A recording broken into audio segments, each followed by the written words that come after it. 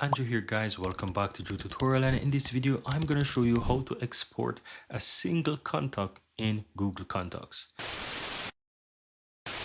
Now, if you don't know how to access the Google Contacts, I'm going to show you. Let me back up a bit. So you want to head over to google.com first and foremost. Then on the upper right hand side, ensure that you sign into your account. Then click the Google Apps. Scroll down a bit to where you find Contacts, click on that. And that will take you into your Google Contacts. Now from here, you want to find that contact that you want to export. If you don't know that contact, and let's say you have a huge contact list, you can use the search. So let's say I'm only searching for Dave. I can simply type in Dave, right? And if I go ahead and hit enter, it will search and find Dave. Now let's say Dave is the contact I want to export.